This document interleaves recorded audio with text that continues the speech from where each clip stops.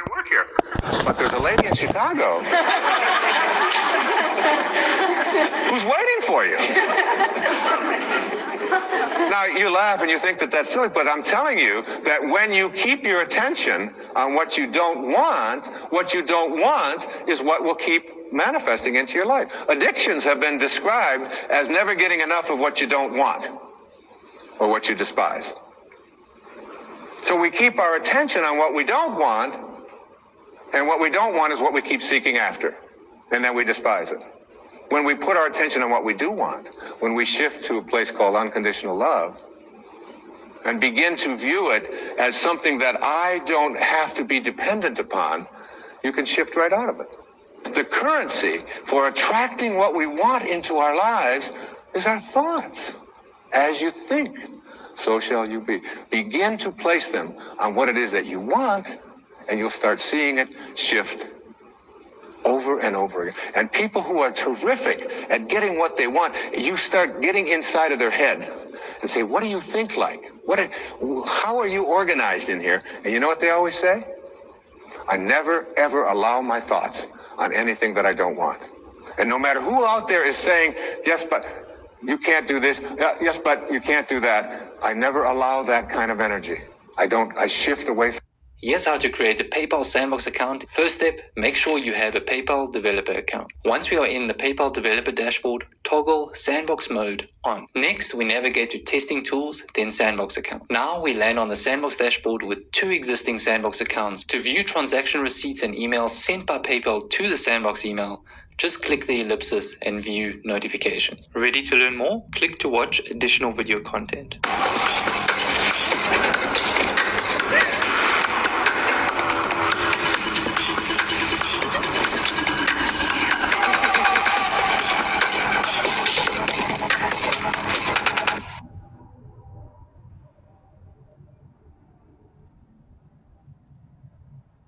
From that energy instantly.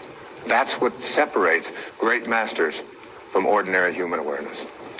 I have been talking during this program about a consciousness, an awareness, a level of functioning or living or thinking which involves something that I call spirituality. It isn't restricted in any religious way.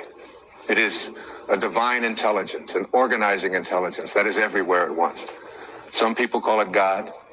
Some people call it soul. Some call it spirit. Back in the times of slavery, there was a young man. His name was John Newton. He was 23 years old. And he had what is called in Japanese, it's called, excuse my Japanese, but it's called satori. I love to say that. Satori, S-A-T-O-R-I. And it means instant awakening. The idea that you can create something in your life now. In Zen, they have a proverb that says, when the student is ready, the teachers will appear. So it's just being ready. And so you don't have to go through this long, involved process to get to enlightenment where you get it 5 minutes before you die. Instead, you can have it when you are ready. The Native Americans, they have a word called natohi in the Aleut Indians. Natohi. And it means great seeing. Like I don't see, and boom, there it is. I see. And it's like in a dream when you just have this awakening, this light goes off and you just know. It's intuition, if you will. Intuition has been described as, if prayer is you talking to God, then intuition is God talking to you. It's like hearing that voice, and you know it.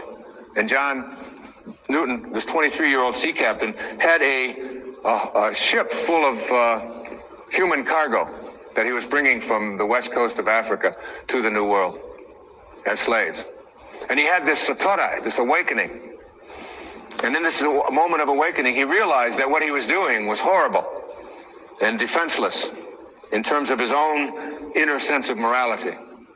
And he wrote down on the envelope the words to a song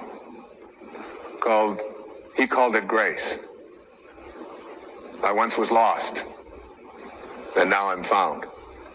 And it was grace that taught my heart to feel. It was grace that brought me home. He shifted away from his material world and his being a warrior to being a spiritual being in an instant, which is available to every single one of us. There have been things that have been showing up in my life.